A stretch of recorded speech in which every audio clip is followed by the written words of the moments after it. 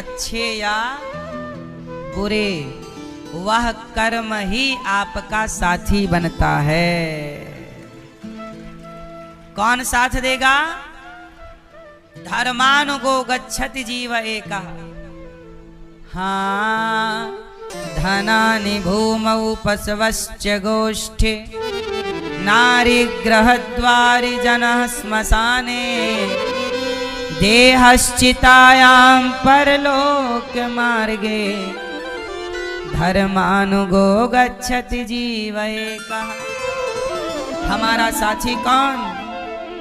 हमने जो कमाया होगा। क्या कमाया है आपने? आपने क्या कमाया? बताओ, क्या कमाया है आपने? विद्यालय के निर्माण में आपसे मेरी विनती है, थोड़ा सा सहयोग आप भी कीजिए। बताओ, ये दास अनिरुद्ध विद्यालय बना रहा है, बच्चों को पढ़ाएगा, ये पाप होगा कि पुण्य? यही पुण्य मेरा साथी होगा। गौरी गोपाल आश्रम में वृद्ध माओं की सेवा दास करता है। क्यों? क्योंकि मेरे मरने के बाद मेरा शरीर भी यहीं तक साथी है, परिवार भी यहीं तक साथी। आप लोग भी कहां तक चलोगे मेरे साथ? कहां तक साथ चलोगे बताओ, है ना? इसलिए मेरा किया पुण्य मेरा सदा साथ देगा। आपके द्वारा किया गया पुण्य आपका सदा साथ देगा। पत्नी का साथ द्वार तक है, पुत्र का साथ शमशान तक है, रिश्तेदारों का साथ भी शमशान तक है, शरीर का साथ चिता तक है। आगे का साथी तुम्हारा पुण्य है, तुम्हारा पाप है। कमा लो। हाँ, तूने जो कमाया है दूसरा ही खाएगा, खाली हाथ आया है और खाली हाथ जाएगा। तूने सबके जख्मों पर रखा हर समय मरहम, तूने सबके जख्मों पर रखा हर समय मरहम, बाद मरने के तुझको कोई रख न पाएगा। जब तलक ये सांसें हैं तब तलक ये रिश्ते हैं, जब तलक ये सांसें हैं तब तलक ये रिश्ते हैं। सांस टूट जाएगी रिश्ता छूट जाएगा, सांस टूट जाएगी रिश्ता टूट जाएगा। मैया इसलिए कहता हूं, यहाँ के लिए कमा चुके, कमा लो और यहाँ के लिए थोड़ा वहां का भी सोचना है, क्योंकि वहां चलने वाले भी हम लोग ही हैं। समझ में आ रही है ना मेरी माँ? इसलिए कोई बेटा बेटी जिम्मेदारी से पढ़ा लिखा दो बच्चों को, ज्यादा लगाव ना रखो भगवान से, ईश्वर से। अजामिल जैसे पापी का उद्धार हुआ है। और वृत्तासुर का अब चित्रकेतु के पुत्र ने बताया कि मैं पिछले जन्म में भिक्षा मांगने आया, 5 रोटी खाई, 5 वर्ष बेटा बना। ऐसे आप भी कितने वर्ष रहोगे? अनिरुद्धाचार्य इस धरती पे कब तक रहेगा? जब तक मेरा हिसाब नहीं चुकता। जिससे जिससे लेन देन हिसाब चुकता है, हिसाब बाकी ले दे के अपना अपने मर जाएंगे। सदा के लिए हम थोड़ी हैं, सदा के लिए आप भी नहीं हैं। ये मेहमानी है हमारी। सदा ना रहा है, सदा ना रहेगा जमाना किसी का। जब तक हो बिंदास जियो, सेवा करो, पाप से बचना। किससे बचोगे? किससे बचोगे? पाप से बचो, डरो पाप से। ये पाप तुमने किया है, ये तुम्हारे खोपड़ी पे बैठेगा, इसे तुम्हें ही भोगना पड़ेगा। ये कोई ना लेगा। पैसे का बंटवारा हो सकता है, पापों का बंटवारा नहीं। का चाह कर भी आपका बेटा आपके पाप नहीं ले सकता। इसलिए देवराज इंद्र के द्वारा वृत्तासुर का उद्धार हुआ। यही चित्रकेतु पुत्र के इस ज्ञान से वैराग्य इनका हो गया और इन्होंने माता पार्वती शिव की गोद में बैठी थी देखकर हंस पड़े, तो मां भगवती ने शाप दे दिया, शिव शक्ति को देखकर हंसते हो जाओ तुम राक्षस हो जाओ। वही मां पार्वती के शाप से राक्षस बना और आज इंद्र के हाथों वृत्तासुर का उद्धार हो गया। बोलिए भक्त वत्सल भगवान की जय। इसके बाद एक बार प्रहलाद नाम के एक बहुत बड़े भक्त थे। प्रहलाद जी बहुत छोटे से बच्चे थे, हिरण्यकश्यपु इनके पिता हैं। अच्छा, बाप दुश्मन हो गया। आपका दुश्मन कौन है? आपका दुश्मन पड़ोसी हो सकता है, आपका दुश्मन वो हो सकता है, पर प्रहलाद जी के दुश्मन तो खुद के पिता हैं। सोचिए, जब बाप ही दुश्मन हो जाए, बाप ही बच्चे को जहर देना चाहे, बाप ही बच्चे को आग में जलाना चाहे, बाप ही बच्चे को पहाड़ से पटकना चाहे, बाप ही बच्चे के प्राण लेना चाहे, बाप ही बच्चे के हाथी के पांव के नीचे दबाना चाहे, तो बताओ उस बच्चे की रक्षा कौन करेगा? लेकिन प्रहलाद जी का विश्वास प्रभु पर है कि मेरे रक्षक तो प्रभु हैं, जिन्होंने माता के गर्भ में उल्टा लटकने के बाद भी मरने नहीं दिया, वो भगवान भला यहां हमें कैसे मरने देंगे? प्रहलाद जी किस पर भरोसा है? हाँ, मारने वाला है भगवान।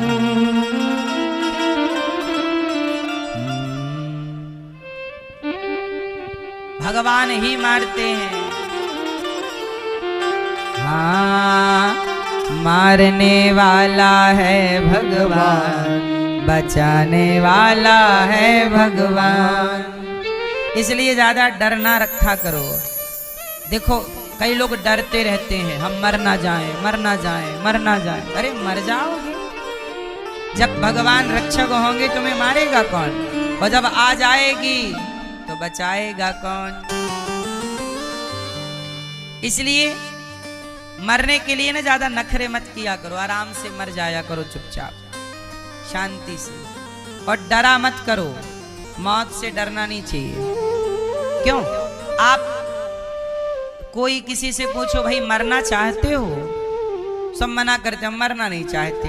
भले चाहो ना चाहो, मौत आएगी। तुम्हारे पिताजी से पूछेगी थोड़ी कि ले जाएं? तुम चाहो ना चाहो। फिर आप लोगों की यदि मौत से कोई दोस्ती होती तो आप लोग फोन लगा दे, हाँ मृत्यु सुनो, ये पड़ोसी नखरे बहुत करता है, बहुत घमंडी, ऐसा करो तुम उठा लो इसको। यदि आपके वश में मौत हो जाए, सही पूरे मोहल्ले को निपटा दोगे आप।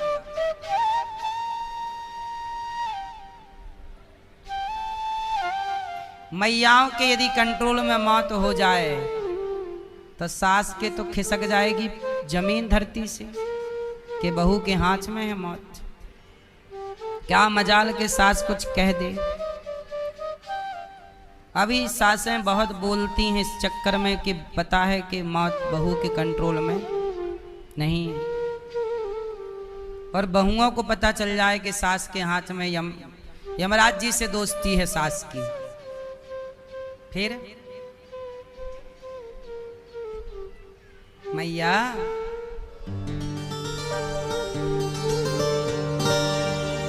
मौत सबको आनी है, कौन इससे छूटा है, तू नहीं मरेगा ये ख्याल झूठा है।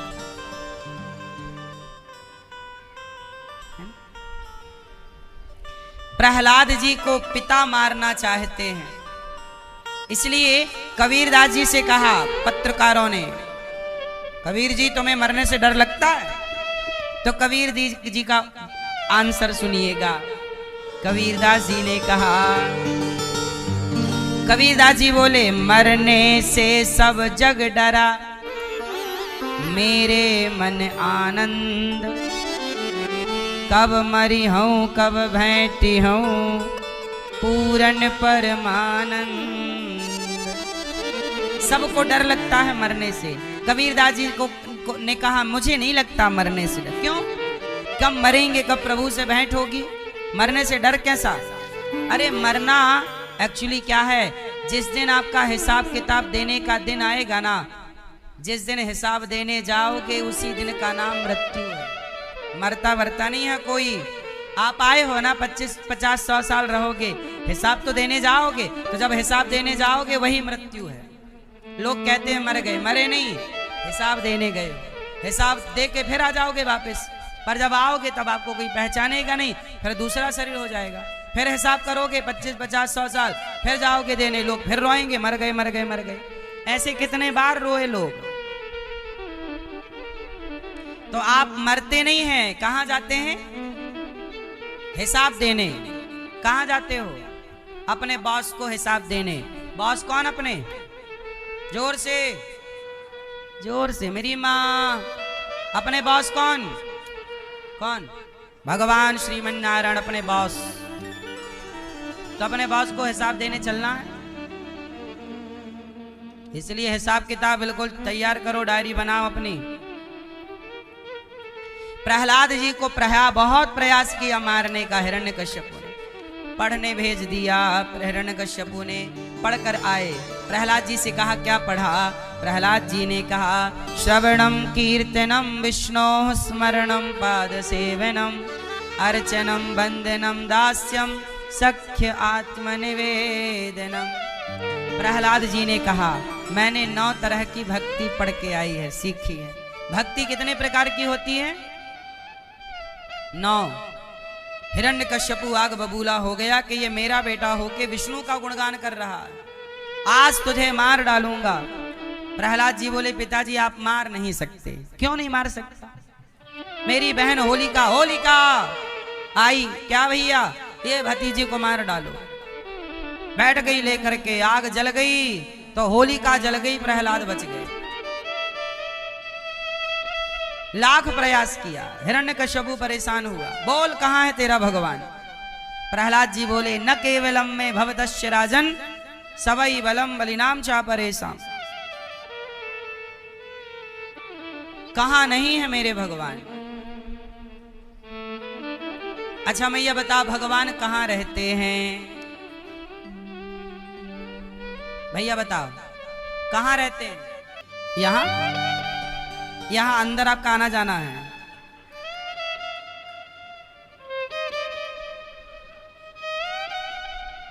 हाँ बोलो, यहां, यहां देखा है? यहां भगवान यहां है?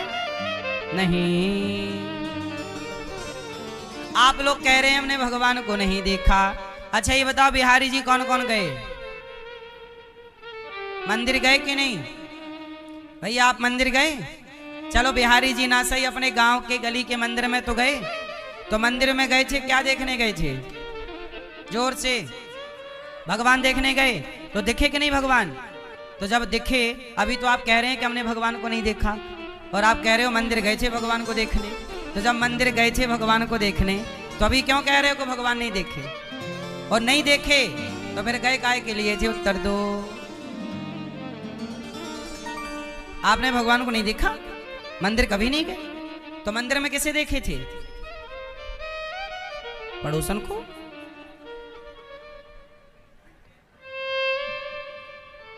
क्यों भैया मंदिर किसे देखने गए थे? तो आपने तो कहा ना कि मैंने भगवान को नहीं देखा।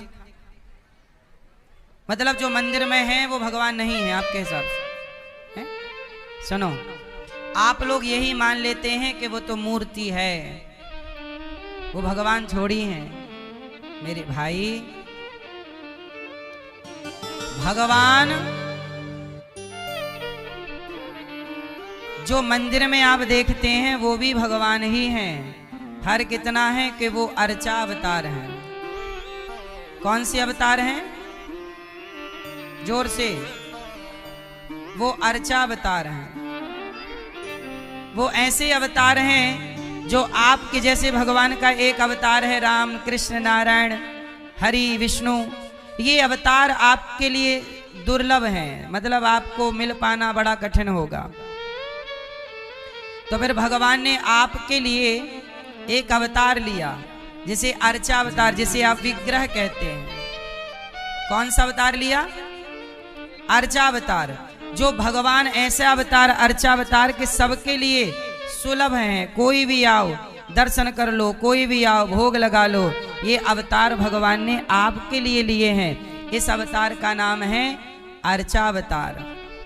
कौन सा अवतार है ये? इस अवतार का नाम क्या है? अर्चा अवतार। ये वो अवतार है जो आपके घर में गोपाल जी हैं, आपको भोग लगाना हो तो घर पे ही भोग लगा लीजिए। छोटे से गोपाल जी हैं आपके घर में, ये अर्चा अवतार है। ये वो अवतार है जो सबके लिए बहुत सुलभ है। कौन अवतार है?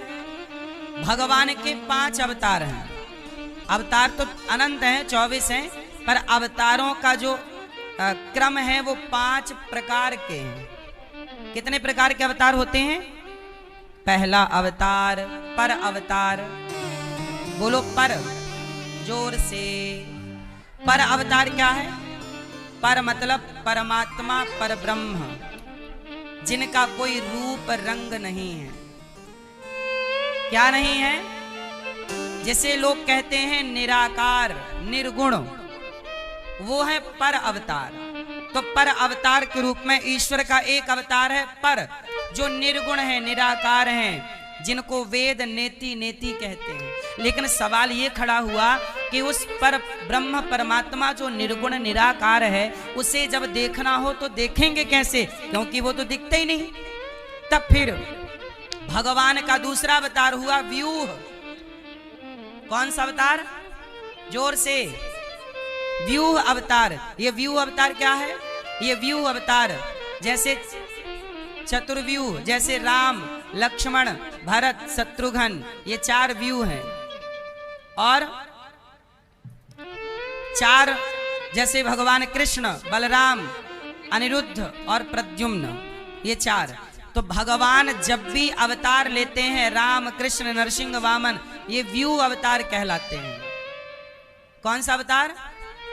व्यूह अवतार। तो भगवान जब भी अवतार लेते हैं तो 4 शक्तियों के साथ आते हैं। इन्हें राम लक्ष्मण भरत शत्रुघ्न 4 शक्ति आप मान लीजिए। तो ये भगवान व्यूह अवतार। तो राम लक्ष्मण के रूप में, मतलब नरसिंह के रूप में तो हम लोगों को जल्दी दिखेंगे नहीं, पर ब्रह्म परमात्मा के रूप में अब त्रेता में आए, उस समय हम लोग थे के नहीं। द्वापर में कृष्ण आके गए, हम लोग थे के नहीं। तो फिर भगवान का एक अवतार है विभव। विभव मतलब व्यापक। कौन सा अवतार? व्यापक। विभव मतलब सब में प्रभु दिखते हैं। विभव मतलब कण कण में। जैसे नहीं कहते भगवान कण कण में, कुत्ता बिल्ली पशु पक्षी जीव सब में ईश्वर की सत्ता है। सब में कौन? तो ये सब में जो व्याप्त हैं, विष्णु सर्व गुहाशया, इस व्यापक रूप को कहते हैं विभव। क्या कहते हैं? फिर भगवान का चौथा अवतार है अंतर्यामी। क्या? जोर से, जोर से, जोर से। हाँ, ये अंतर्यामी कौन है? जो अंतर्यामी मतलब जो आपके अंदर हैं। कौन है? आपके भीतर भी तो भगवान बैठे हैं। जब कोई भी गलत काम आप करते हो तो आपकी अंतरात्मा से आवाज आ जाती है कि ये गलत है। वो आवाज भगवान की होती है। सबके भीतर भगवान अंतर्यामी रूप में बैठे हैं। आप क्या सोच रहे हो, भगवान सुन रहे हैं। आप क्या प्लानिंग कर रहे हैं, भगवान सुन रहे हैं। आप किसी के बारे में भला सोच रहे, बुरा सोच रहे, आपके मन में क्या चल रहा, भगवान अंतर्यामी रूप में आपके भीतर हैं। ये चौथा अवतार है। और 5वां अवतार है भगवान का अर्चावतार। अर्चावतार ये कौन है? जिनकी आप अर्चना पूजा वंदना कर सकें, मतलब विग्रह मंदिर में जो भगवान हैं उन्हें अर्चावतार कहते हैं। यह भी अवतार है।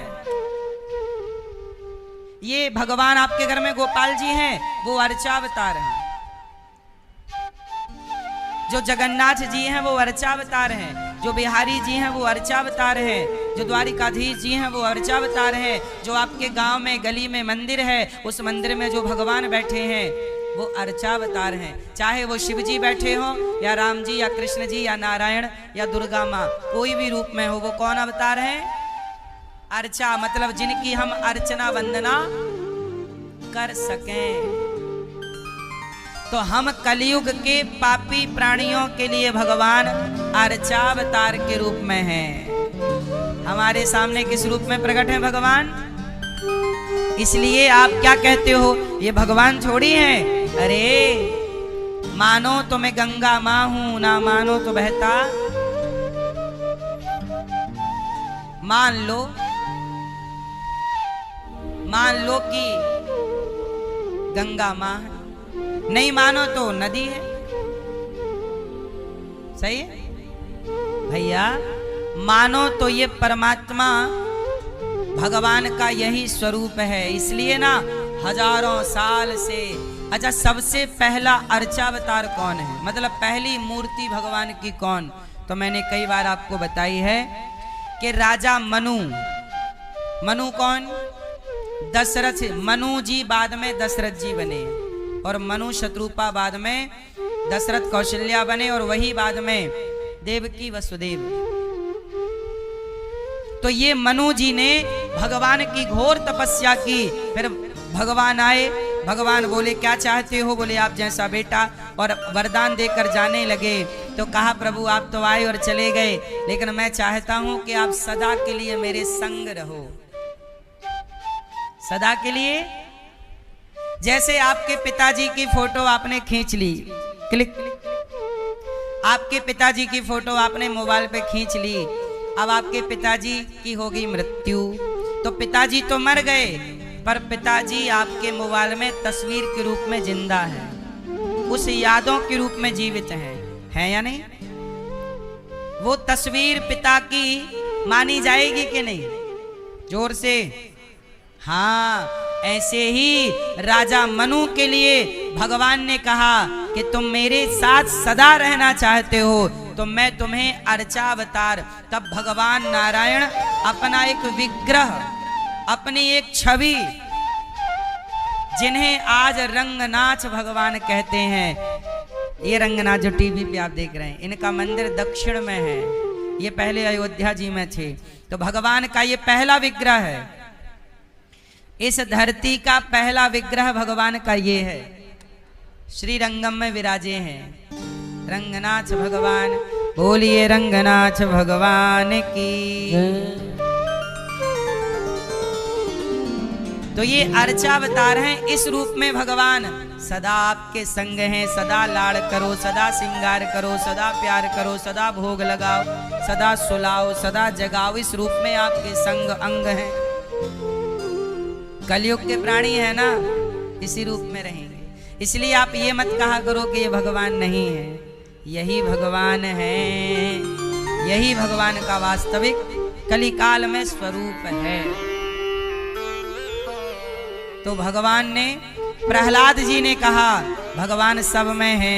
हिरण्यकश्यपु ने कहा क्या इस खंबे पे भगवान है तुम्हारे? बोले हाँ, इस खंबे पर भी हैं। एक प्रहार किया मुठिका का, खंबा टूट गया और भगवान नृसिंह प्रकट हो गए। नरसिंह भगवान से हिरण्यकश्यपु बोला कौन हो? तेरी मौत हूं। हिरण्यकश्यपु बोला मैं नहीं मरूंगा। क्यों नहीं मरेगा? ना रात को मरू ना दिन को। मैंने ब्रह्मा जी से वरदान पाया, ना दिन को ना रात को। भगवान बोले संध्या का टाइम है, अब तो मरेगा। बोले अभी भी नहीं, ब्रह्मा के बनाए किसी व्यक्ति से नहीं मरूं। भगवान बोले ब्रह्मा हमें नहीं बनाते, हम ब्रह्मा को बनाते, अब तो मरेगा।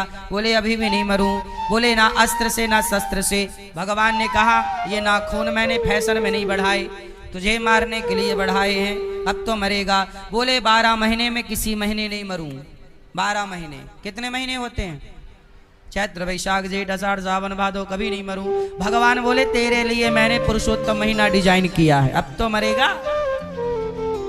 बोला अभी भी नहीं मरूंगा। क्यों? ना ऊपर मरूं ना नीचे। भगवान बोले तेरे को गोद में काहे को ले रखा है? बोला अभी भी नहीं मरूंगा। क्यों नहीं मरेगा? ना अंदर मरूं ना बाहर मरूं। भगवान बोले मैं द्वार पे बैठा हूं देहरी, अब तो मरेगा। अब बोल। अब नहीं बोला कुछ।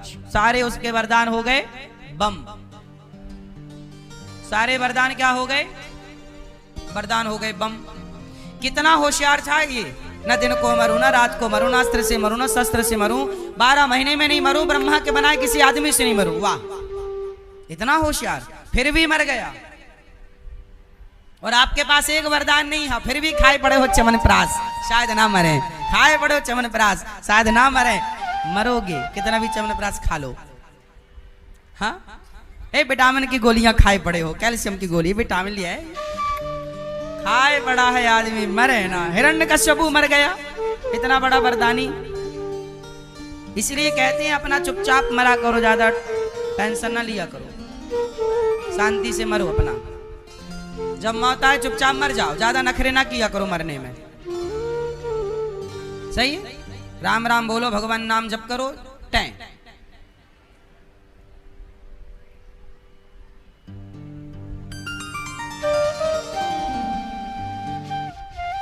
हिरण्यकश्यपु की छाती भगवान ने फाड़ दी, अतड़ियों को निकाल के गले की माला बना के पहन ली।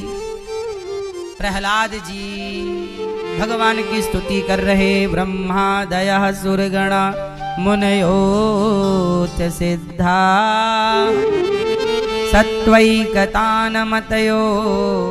वचसां प्रवाहै नाराधितुं पुरुगुणैरधुना विप्रो किं तोष्टुमर्हति समे हरिरुग्र जाते।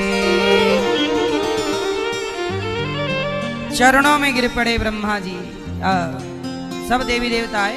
प्रहलाद जी को भगवान ने उठाया, गोद में बिठाया, और जैसे गाय बछड़े को चाटती है ऐसे भगवान प्रहलाद जी को चाटने लग गए, प्यार करने लग गए। कहा पुत्र कुछ मांग लो। भगवान बोले, प्रहलाद जी बोले क्या मांगे? कुछ नहीं प्रभु, आप यही वरदान दो कि कुछ मांगने की इच्छा ही ना हो। प्रहलाद जी की भक्ति कैसी है? इतने बड़े भक्त हैं पर निष्काम है। भक्ति इसलिए नहीं की कि भगवान हमें धनवान बना दें, इसलिए कि प्रभु आपसे प्रेम है, कोई चाह नहीं। चाह जी से लगी जी जरा हो गया, चाह हरि से लगी जी हरा हो गया। चाह इनकी हमें हरदम चाहिए, अगर ये चाहें हमें तो क्या चाहिए। चाह, कोई चाह नहीं। भक्ति कैसी हो? कैसी हो? निष्काम, कुछ नहीं चाहिए। कितना अच्छा है वो आदमी जो कुछ नहीं चाहता, और कितने गंदे हैं वो लोग दिन भर चाह चाह चाह चाहती रहते हैं। कितना अच्छा है ना। काश आपके अंदर, हम सबके अंदर इच्छाएं खत्म हो जाती तो आप ना रहते, आप भगवान हो जाते। मधुरिमा कंठ में ना होती तो कंठ विष बन गया होता। वेदना हृदय को ना छलती तो हृदय पाषाण बन गया होता। वासना यदि प्रेम को ना छलती तो प्रेम वरदान बन गया होता। और याचना भक्त में ना होती तो भक्त भगवान बन गया होता। याचना मतलब कामना, याचना भक्त में ना होती तो भक्त क्या बन गया होता? आपकी याचना, आपकी इच्छाओं ने आपको छोटा कर दिया है। इसलिए इच्छाएं ना रखिए, इच्छा रखिए भगवान को पाने की, इच्छा रखिए सेवा की, माँ बाप की सेवा की। इच्छा, गलत इच्छाएं मत रखिए। इन इच्छाओं को समाप्त कर दीजिए। प्रहलाद से कहा पुत्र कुछ मांग लो। बार बार कहा भगवान ने। प्रहलाद जी ने कहा मेरे पिता आपको गाली देते थे प्रभु, आप उनकी सदगति कर दो। भगवान बोले तुम्हारी 21 पीढ़ी होती तो प्रहलाद हम उनका भी उद्धार कर देते। इसलिए उनके तो उद्धार का चिंतन न करो, उनका उद्धार हो जाएगा। प्रहलाद जी पर कृपा हुई। इसके बाद हाथी का पांव मगर ने पकड़ा, हरि अवतार लेके हाथी पर कृपा कर दी। समुद्र मंथन हुआ, धनवंतरी, कश्यप, मोहिनी 3 अवतार लेकर भगवान ने मंथन पूरा कराया। राजा बलि ने 99 यज्ञ पूरे किए। ये राजा बलि प्रहलाद के ही वंश में है। प्रहलाद जी के पुत्र विरोचन, विरोचन के पुत्र बलि, बलि ने 99 यज्ञ पूरे किए। 100 कर रहे थे तो वामन भगवान आ गए, हमें 3 पग भूमि दे दो। पहले पग में पाताल नाप लिया, दूसरे पग में सत्यलोक नापा, तीसरा पग कहां रखा? राजा बलि के जोर से कहां रखा? राजा बलि के मस्तक पर। राजा बलि के मस्तक पर धर दिया भगवान ने तीसरा चरण। अब जब तीसरा चरण राजा बलि के मस्तक पर रखा, राजा बलि चरणों में गिर पड़े। देखो वामन भगवान भूमि मांगते हैं 3 पग, इसलिए जीवन में दान कई तरह का होता है। अन्न दान, भूमि दान, कन्यादान, जलदान, ये सब दान है। इसलिए जीवन में यदि संभव हो सके तो सबको कन्यादान करना चाहिए। कन्यादान,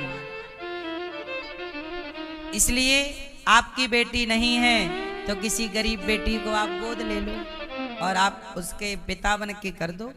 अभी गौरी गोपाल आश्रम में यहीं पर आने वाले महीने में नवंबर में यहाँ 101 गरीब बेटियों का विवाह होने जा रहा है। 101 बेटियों का घर बसाया जाएगा। ये दास चाहता है कि एक बेटी का विवाह आप, एक बेटी का कन्यादान करने का संकल्प आप लीजिए और आप एक बेटी का घर बसाने में अपने हाथों को बढ़ाइएगा। हम मिलजुल करके राष्ट्र की सेवा करें, समाज की सेवा करें, यही सेवा है। ये क्या है? सेवा। सेवा। तो कन्यादान में आप भी जुड़ सकते हैं। एक बार भगवान ने राजा बलि को पाताल का राजा बनाया, आगामी मनमंत्र में इंद्र बनाएंगे। लक्ष्मी जी भगवान को लेकर, वामन भगवान को लेकर गई। बोलिए लक्ष्मी नारायण भगवान की जय। अब आए मत्स्य भगवान मछली बनकर, हयग्रीव नाम के दैत्य पर भगवान ने कृपा की। इसके बाद भगवान सूर्य वंश में राजा नभग के नाभाग अम्बरीश, जिन्होंने एकादशी का व्रत किया और दुर्वासा जी का अहंकार मिटाया, इन्हीं के वंश में खटवांग दीर्घबाहु, इन्हीं के वंश में भगीरथ जी हुए, जिन्होंने गंगा जी को प्रकट किया। और इन्हीं सूर्य वंश में, गंगा जी के इस पावन वंश में आगे चल करके भगवान श्री राम हुए। कौन हुए? कौन? अहिल्या उद्धार, सीता स्वयंवर, सीधा वनवास। तो 14 साल में प्रभु ने जो जो किया वही ना दुनिया जान, उसी के लिए रामायण लिखी गई, रामचरितमानस लिखी गई। सही है गलत है? तो जो आपके जीवन में संघर्ष होता है, लोग उस संघर्ष के वक्त पर देखते हैं कि आपने निर्णय क्या लिया, उस निर्णय से ही आप महान या ऊंचे या नीचे होंगे। इसलिए जीवन में दुख आए घबराओ मत। राम के जीवन में दुख आया, कहां भागे? सहा के नहीं हर दुख। आप लोग जरा सा दुख आए भाग जाते हैं। राम से बड़ा दुख हमारे और आपके जीवन में नहीं हो सकता। 14 साल के लिए वनवास, वनवास में भी देखो रावण सीता मां को चुरा के ले गया। जटायु के पक्षी, जटायु के पंख काट दिए। जटायु राम राम कह रहा, नीचे गिर गए। राम जी ने बहुत प्यार किया है जटायु जी पर। जटायु जी मैं आपके पंख लौटा दूं? जटायु जी ने कहा प्रभु आपकी गोद मिली है, अब जी के क्या करेंगे, अब जाने दीजिए, कुछ मांग लो। जटायु जी ने कहा प्रभु आपकी गोद मिल गई बिना मांगे, अब क्या मांगे, कुछ मांग लो। अविरल भक्ति मांग बर, अहरनिश प्रभु आपका स्मरण बना रहे। अच्छा जटायु पक्षी थे, प्रभु ने इतनी बड़ी कृपा क्यों की? जटायु के लिए चिता तैयार की राम ने, व्यवस्थित चिता पे रखा। अग्नि संस्कार राम ने किया जटायु जी का, और राम जी ने जटायु का बाद में पिंडदान भी किया। क्यों, एक पक्षी से इतना? हाँ, राम जी कहते हैं कि जटायु ने एक नारी की रक्षा के लिए प्राण दिए हैं। किसके लिए दिए हैं? एक नारी की। सीता मां को जब रावण ने चुराया तो सीता मां को रोते हुए सबने देखा था, पर बचाया किसी ने नहीं। बचाने का प्रयास किसने किया? बोलो। आज भी गौरी गोपाल आश्रम में कोई बेटा अपनी मां को लेके आ जाता है, कोई बेटी अपनी मां को लेके आ जाती है, कोई पड़ोसी अपनी मां को लेके, पड़ोसी लोग अपने गांव की कोई बूढ़ी मां को लेके आ जाते हैं, कोई रिश्तेदार अपनी बुआ मौसी को लेके मेरे पास आ जाते हैं, और यहाँ मैं सभी माँओं की सेवा करता हूँ। अब बताइएगा कि जब ये रिश्तेदार पड़ोसी जब ये माँ को मेरे पास ला सकते थे तो खुद भी तो रखकर सेवा कर सकते थे, नहीं कर सकते। आपको भी कोई माँ कहीं रोती दिख जाती है, आप भी कहते हैं चलो गौरी गोपाल में छोड़ दें, आप भी छोड़ के चले जाते हैं। आप हमारे पास छोड़ के जा सकते हैं, आप साथ में घर भी तो ले जा सकते थे उस माँ को। क्या आपकी अपनी जिम्मेदारी नहीं थी?